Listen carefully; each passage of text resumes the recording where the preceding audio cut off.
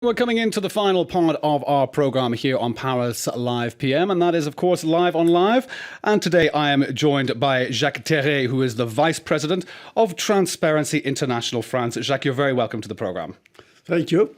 Now, in Live on Live today, as you've heard, of course, everybody in the bulletin, if you had the good chance to listen to our bulletin today, British Prime Minister David Cameron is hosting a one-day summit on the issue of corruption in London. And at the opening of this event, the Prime Minister called corruption a cancer at the heart of the world's problems, while US Secretary of State, who's also in London, that's John Kerry, of course, said it was as great a threat as extremism. However, one has to ask about this event.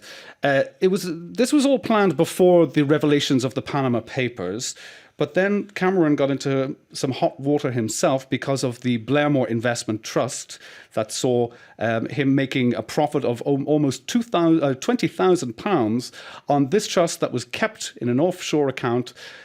Do you think, in your opinion, Jacques, that this revelation has made today's event somewhat disingenuous or at least less credible? I don't think so. I don't think so because clearly David Cameron has made a real commitment into the fight against corruption. I think it's undoubtable. Now, there are other obstacles, and obstacles which are in England itself. Yes. And these obstacles are the overseas territories. The Channel Islands, the Yes. Isle of Man, Yes. which recently had elections. They had elections in these offshore places. Well, what can Britain actually do about these places? I think England could do something, but of course it is not easy to do because once England makes some pressure against these islands, then the whole setup of United Kingdom will change a little bit, and he's hesitating. Well, they won't give the Channel Islands back to France, will they? But let's have a look at the meeting that is taking place today in Lancaster House, which is a very, very nice upmarket building where everybody is coming into town, from politicians from around the world. We have the presidents of Afghanistan, Nigeria, Colombia. But of course, this all comes when Cameron himself made quite a stir before the summit when a television microphone caught him saying, "Leaders of some fantastically corrupt countries, ma'am, were coming." Here, let's have a listen. We're on the same side most of the time. So we've had a very successful cabinet meeting this morning. We talked about our anti-corruption summit. We've got the Nigerians. We've got some leaders of some fantastically corrupt countries coming to Britain. Nigeria and Afghanistan, possibly the two most corrupt countries. But this particular president is actually not corrupt. Oh, he's trying very hard. They are coming at their own expense. I mean, yes. It's going to be slightly, because it's an anti-corruption summit, everything has to be open. So there are no sort of closed-door sessions. It's all in front of the press. It could be quite interesting. So that, of course, was the British Prime Minister David Cameron speaking to the Queen herself. I think it was yesterday, possibly the day before. I know it was the day before yesterday. Now, of course, David Cameron, he's right. I mean, but was he right to be so, transparent when the leaders of both of those countries he was referring to were actually coming to London? But they would also say, he is right. He has, of course, got a point. But the leaders, of course, themselves rebuffed and they said, well, this is what we've inherited. So what, in your opinion, does somebody like Muhammadu Buhari or the leader of Afghanistan, how are they going to change decades, if not centuries, of entrenched tribal corruption? What can be done? It takes a long time, and it cannot be done in an isolated way in one country. It is a global system. And the way we fight it at Transparency International is just by transparency. We feel that countries must associate with each other, and this is one of the results of that conference today and yesterday. Yes. But also, there is a need for civil society to step in, because governments, when they meet together, they will not have the strong will to change things. Indeed. Now, what I think as well is a big issue, well, especially in people who are living in impoverished countries, or at least when Nigeria is potentially one of the richest countries in the world, but let's just say the majority of the population live in extreme poverty. When one looks back to the events of 6, 7, 8 years ago, and we see the white-collar crimes that happened with the fall of Lehman Brothers. We look at white-collar crime that doesn't seem to be dealt with very strongly. It seems to be dealt with very lightly. I mean, apart from Bernie Madoff, who went down for his crimes, when you look at white-collar crime, it destroys not only lives, but it destroys generations of lives, because it's not just the people who have lost their houses, lost their homes, lost their investments. It's the generation after and after. What can one do to make governments around the world act or more reactive to white-collar crime?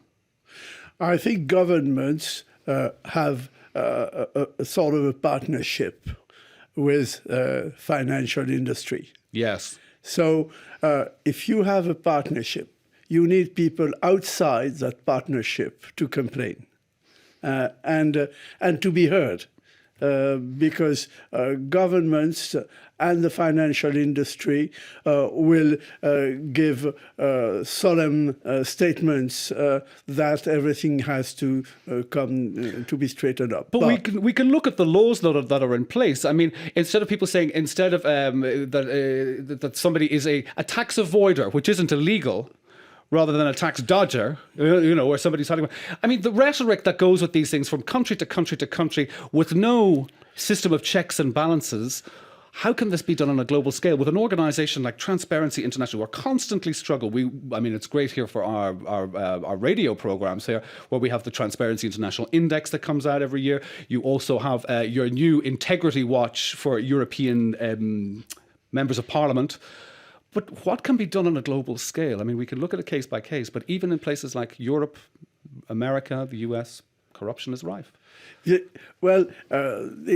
tax evasion is being tackled a little more today than it used to be. There are progress. Our progress is being done again through civil society raising scandals of worldwide companies not paying tax where they should, and that sort of thing. It is changing slightly, but governments will not do it by themselves. Well, this is because people are now angry. People have seen all of the leaks, be it from WikiLeaks, be it from Panama Papers, be it from Greenpeace now talking about the TTIP and the various deals, where everybody's just sick and tired of big government and big business strangling the little person.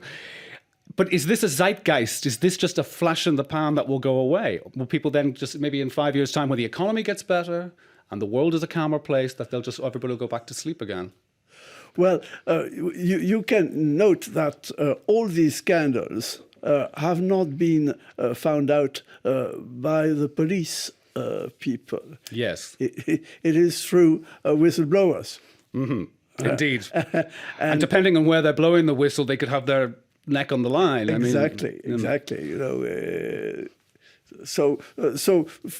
What has to happen is that civil society has to get a word, and this is what is lacking in this statement of the governments today. Yes.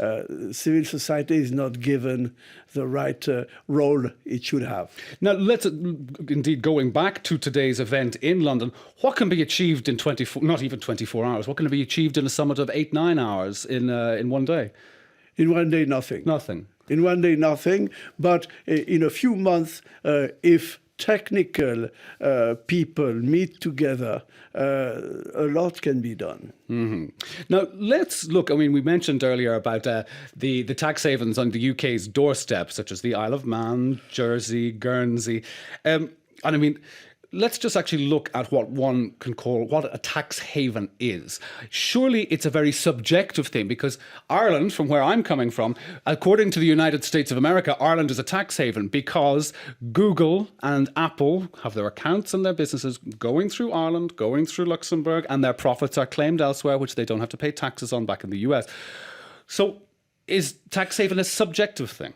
No, tax haven is a multiple thing. One, and Ireland falls under that, it's very low taxation in some chapters at least. That is one. But the second thing is opacity. Opacity, which means that people who come in that country, investors who come in, nobody asks them where their wealth comes from. Yes. And nobody will ask what they want to do with it. They'll turn a blind eye. And same thing, if authorities of other countries come in and ask for inquiries about what the money comes from, they will not answer. Indeed. That is the second. That is the main point, indeed. So it's turning the blind eye. Now, Jacques Terray, we're coming to the last, unfortunately, the last minutes here of our conversation. But just before we go, with the Transparency International Corruption Index that is published every year, tell us just quickly, which countries are improving, which countries are going down? It's very difficult to tell because it is changing. Well, with the Panama Papers, for example. Well, Panama's back on the blacklist now, so yes. It can be reshuffled. They've come to the top of the pile. Yes. Well, some countries are definitely going down, and Russia is a good example. It's improving. It's going up. Oh, it's going exactly down in the index. Jacques Terray, the Vice President of Transparency International France, thank you very much for being on the programme today. Thank you for calling me. You're more than welcome. Well, that is indeed all we have for today on Paris Live PM. But we'll be back, of course, same time, same place here tomorrow on Radio France International. Well, from me, David Coffey, and our producer, Amanda Morrow, wishing you all a very good afternoon. Have a good one. Bye-bye.